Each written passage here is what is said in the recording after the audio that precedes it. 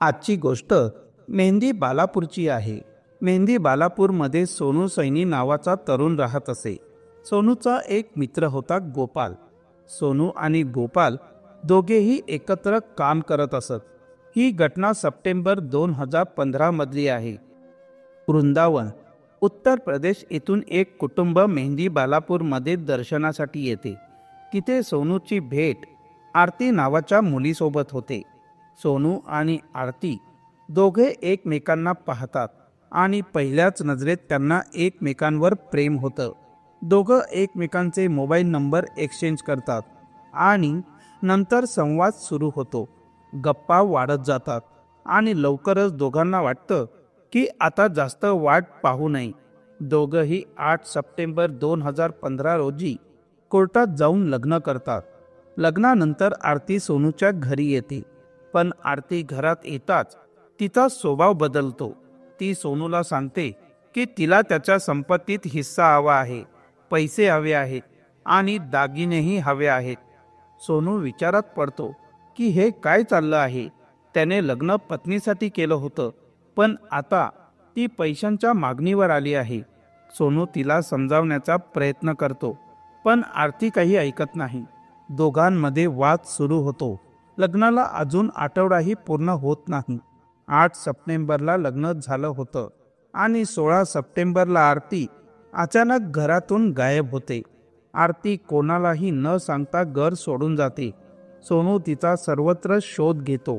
तिच्या माहेरीही जातो, पण तिथे तिला कोणीही पाहिलेलं नसतं. आरतीच्या सासरच्या लोकांनाही काहीच कल्पना नसते.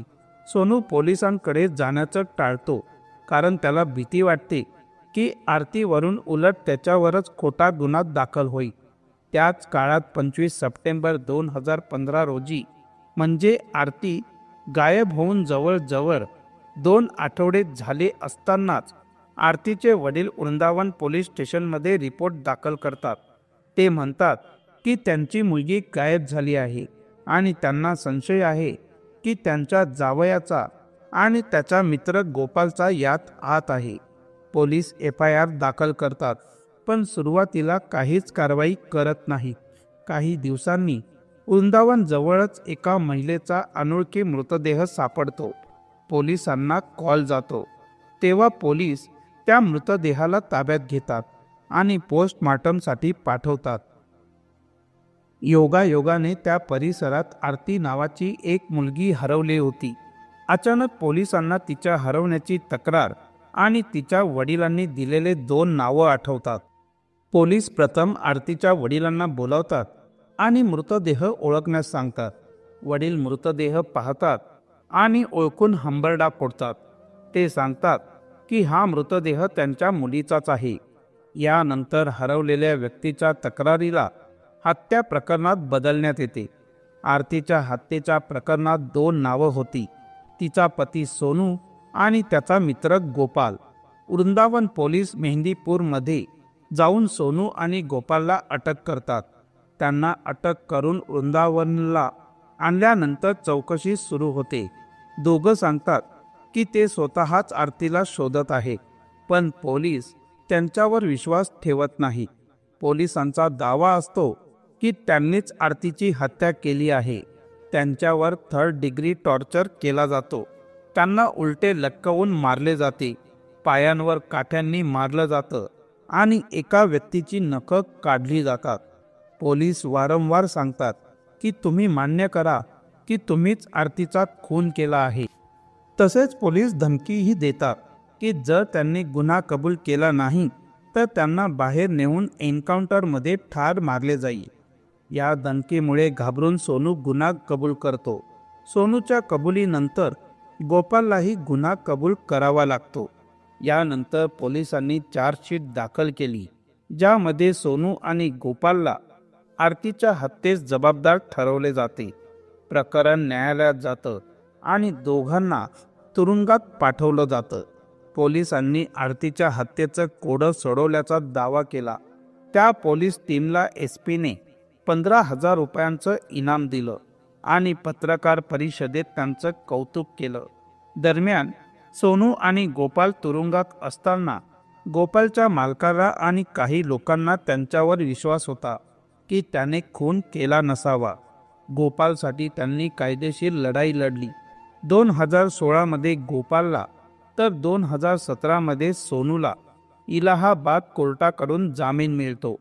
जेलमधून बाहेर आल्यानंतर ते दोघंही घरी परततात. मात्र त्यांच्या गावात आणि समाजात अफवा पसरलेल्या असतात की सोनूने आपल्या पत्नीला ठार मारले आणि गोपाल त्याचा साथीदार होता. या आरोपांमुळे त्याच्या कुटुंबियांशी लोकांनी संबंध तोडले. गोपालच्या भावांची लग्न जुळत नव्हती. सोनूच्या कुटुंबातही लग्नाच्या गोष्टी थांबल्या. कोणतीही कुटुंब मुली देण्यासाठी तयार नव्हती. संपूर्ण गावामध्ये हेच बोललं जात होतं की जर इथे मुलगी दिली तर हे तिचा खून करतील. सोनू आणि गोपालला दुल्हनचे खून करणारे म्हटलं जात होतं. यामुळे नातेवाईकांनीही त्यांच्याशी संबंध तोडले. ज्या लग्नाची बोलणे चालले होते ती सगळी तोडली गेली. गोपालच्या लग्नाबद्दल बोलायचं तर जेव्हा त्याला अटक झाली त्याच्या फक्त 14 दिवसांनी त्याचं लग्न ठरलं होतं. सप्टेंबरमध्ये त्याची वरात जाणार होती. पण अटक झाल्यानंतर गोष्ट मुलीच्या घरी पोहोचली आणि कोणतेही आई वडील आपल्या मुलीचं लग्न खुनी व्यक्तीशी लावतील का? गोपालचं लग्न मोडलं. सोनू आणि गोपाल या दोघांचं आयुष्य उद्ध्वस्त झालं. त्यांच्या कुटुंबामध्ये कोणी नाती जोडायला तयार नव्हतं. कुटुंबामध्ये लग्नासाठी चर्चा थांबली आणि समाजानेही त्यांच्यावर विश्वास ठेवला नाही. या आरोपांमुळे त्रस्त दोघं आता विचार करू लागले की काय करावं. पोलिसांकडे जाऊन ते म्हणाले की ते निर्दोष आहेत आणि त्यांनी तपास करावा. पण पोलीस त्यांना झिडकारून पाठवत. शेवटी त्यांनी ठरवलं की जर आपण खरंच निर्दोष आहोत तर पोलिसांकडून काही होणार नाही. आपणच गुन्हेगाराला शोधू. सोनू आणि गोपालने स्वतःच तपास करण्याचा निर्णय घेतला. त्यांनी आरतीच्या गावाला भेट दिली. तिच्या नातेवाईकांकडे चौकशी केली पण काहीच माहिती मिळाली नाही. ते स्वतःचा वेश बदलून आरतीच्या लांबच्या नातेवाईकांकडे गेले. तिथेही काहीच ठोस पुरावा मिळाला नाही. दरम्यान 7 वर्ष कशीबशी निघून गेली आणि 2022 उजाडलं. या काळात त्यांनी अनेक प्रयत्न केले पण कुठेही यश मिळालं नाही. सोनूला वाटत होतं की आरती घर सोडून गेली आहे आणि ती जिवंत असण्याची शक्यता आहे. म्हणूनच तो तिच्या नातेवाईकांकडे शोध घेत राहिला. 2022च्या सुरुवातीला गोपाल जिथे काम करत होता तिथे एक मुलगा आला. त्या मुलाला सोनू आणि गोपालच्या प्रकरणाबद्दल माहिती होती. त्याने गोपालला सांगितलं की मेंदी बालापूरच्या जवळच एका गावात एक महिला राहते जी या घटनेच्या आसपास तिथे दिसली होती. ती आता विवाहित आहे. त्याने सांगितलं की शक्य आहे की ती महिला आरतीच असावी कारण वेळ आणि परिस्थिती तशीच जुळते. सोनू आणि गोपालने त्या गावाकडे जायचं ठरवलं. मात्र त्यांना तिथे कोणी ओळखू नये म्हणून त्यांनी वेश बदलला. रुमाल बांधून चेहरा झाकून ते गावात पोहोचले. गावात बाहेरचे लोक जास्त काळ थांबले तर शंका येते म्हणून त्यांनी सांगितलं की ते राजस्थानहून उंट व्यापारी म्हणून आले आहेत. गावभर फिरून विचारपूस करूनही त्यांना आरतीबद्दल ठोस काहीच माहिती मिळाली नाही. प्रत्येक दिवस त्यांच्यासाठी आणखी कठीण बनत होता. यानंतर सोनू आणि गोपालनी वेश बदलण्याचं ठरवलं. ज्या भागात आरती राहत असल्याचा संशय होता तिथे ते भाजी विक्रेत्याच्या भूमिकेत आले. दोघांनी भाजीचा ठेला सुरू केला आणि परिसरात घराघरात जाऊन भाजी विकायला सुरुवात केली. महिलांना जास्त भाजी खरेदी करायची सवय असल्यामुळे आरती जर जिवंत असेल आणि त्या परिसरात राहत असेल तर ती कधी ना कधी भाजी खरेदीसाठी बाहेर येईल अशी त्यांची आशा होती. काही दिवसांनी त्यांचा अंदाज खरा ठरला. भाजी विकताना एका घरातून एक महिला बाहेर आली. सोनूने लगेच ओळखलं की ही महिला आरतीच आहे, त्याची पत्नी, जिच्या खुनाच्या आरोपात तो वर्षभर जेलमध्ये राहिला होता. तिचा चेहरा पाहून त्याचा संशय पक्का झाला. पण आता फक्त ओळखण्यावर काहीच सिद्ध होणार नव्हतं. सोनूने ठरवलं की या प्रकरणात पक्के पुरावे हवे, जे कायदेशीर दृष्ट्या ग्राह्य धरले जातील. आरतीचा ठाव ठिकाणा सापडल्यानंतर सोनू आणि गोपाल परत मेहंदी बालापूरला आले आणि स्थानिक पोलीस ठाण्यात जाऊन पोलीस अधिकाऱ्यांना सर्व माहिती सांगितली. सोनू म्हणाला, जिच्या खुनाच्या आरोपात आम्हाला अटक केली होती ती आरती जिवंत आहे आणि अमुक अमुक गावात राहत आहे. मात्र पोलिसांनी त्यांचं म्हणणं गांभीर्याने घेतलं नाही. ठाण्याच्या प्रभारी अधिकाऱ्याने त्यांना सांगितलं, फक्त बोलण्याने काही होणार नाही. तिच्या जिवंत असल्याचा कागदोपत्री पुरावा आणा. तिचं जिवंत असणं कागदांवर सिद्ध होणं आवश्यक आहे.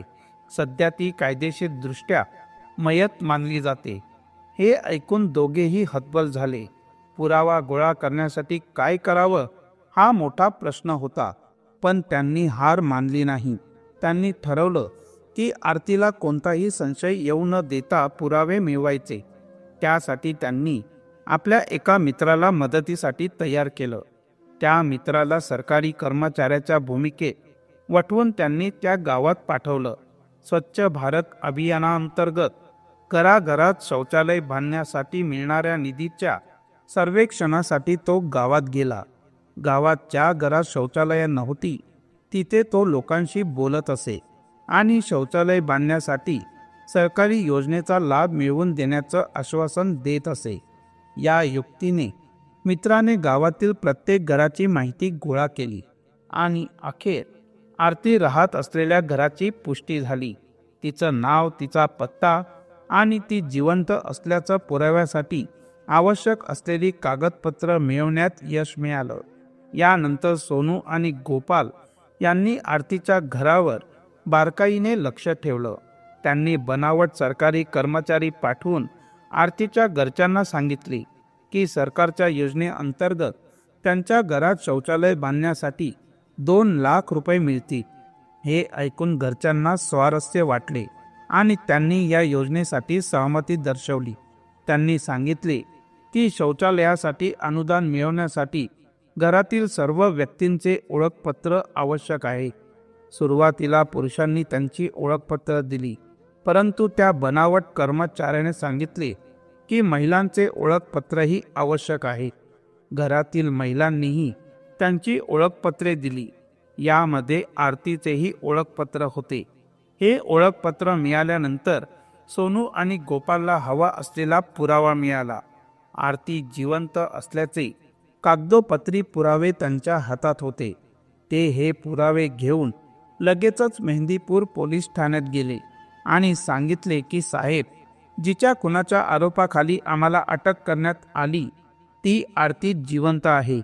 हे तिच्या जिवंत असल्याचे कागद आहेत. पोलीस यावेळी गंभीर झाले.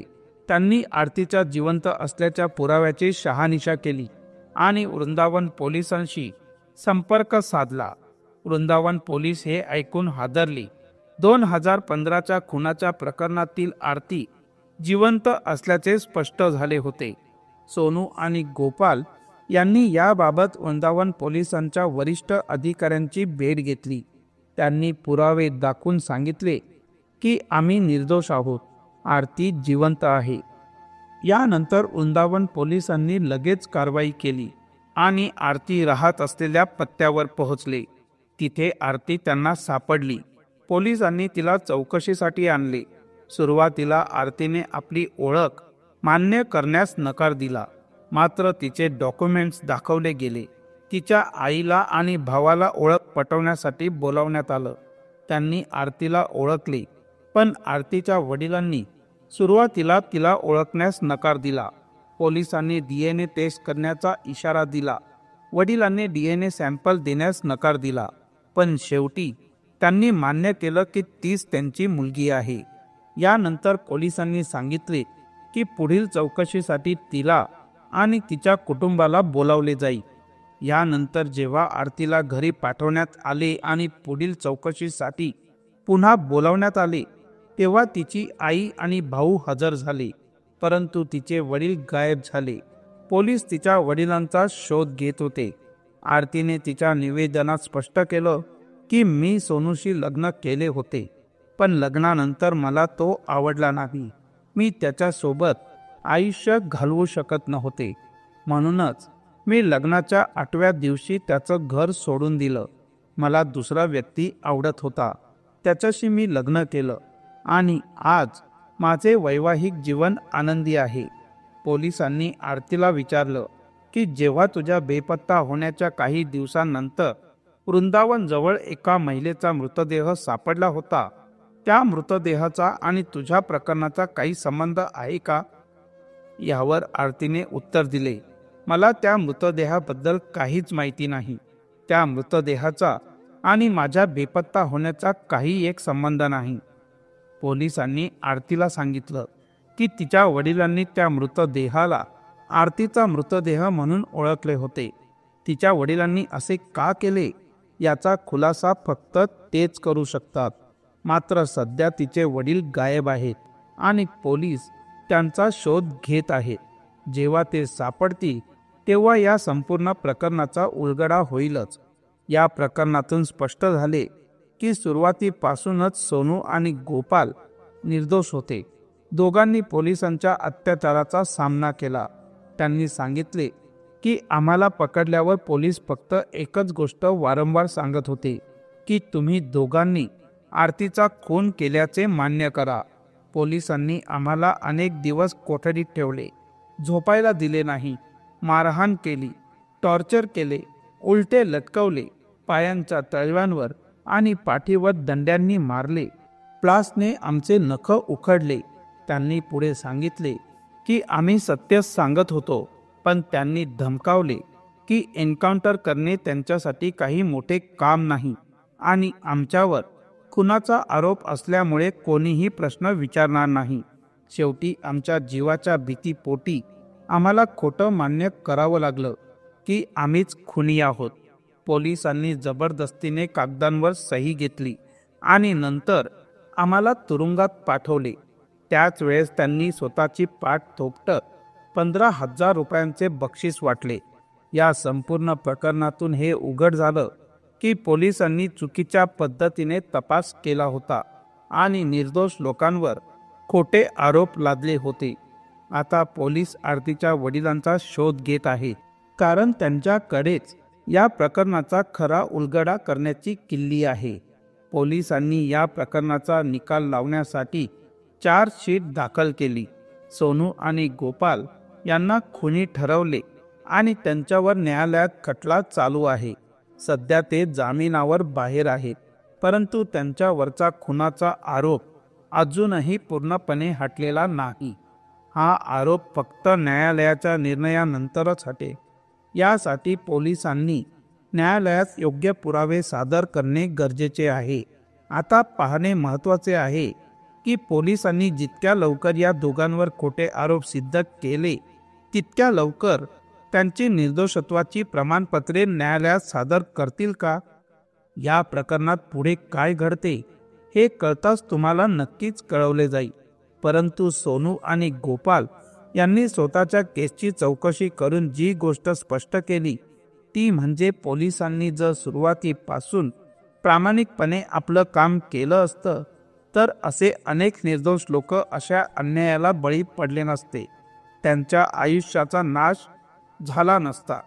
या दोघांनी सांगितले की गेल्या 7 वर्षात त्यांच्या कुटुंबाने काय काय सहन केले आहे ते वर्णन करणे अवघड आहे.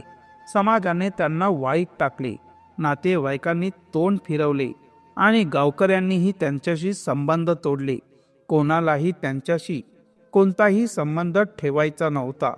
त्यांच्या कुटुंबाला समाजाकडून तिरस्कार आणि अवहेलना सहन करावी लागली. हे सगळे दुःख आणि जखम कधीही भरून येणार नाही. या प्रकरणात पोलिसांच्या बेपर्वाईला पूर्णपणे जबाबदार धरले गेले आहे.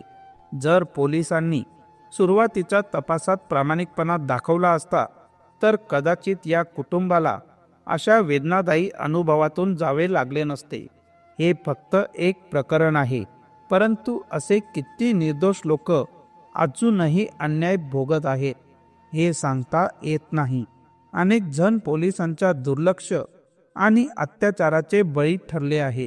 अशा असंख्य गोष्टी आणि दुःखद कथा समाजात दडल्या आहेत, ज्या कधीही समोर येत नाही।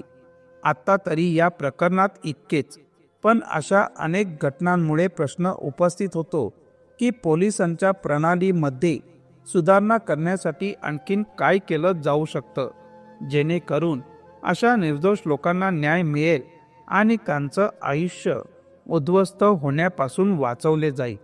तर मित्रांनो, तुम्हाला आजची कथा आवडली असेल तर व्हिडिओला लाईक करा आणि आपल्या चॅनलला सबस्क्राईब करा। धन्यवाद। थँक्यू।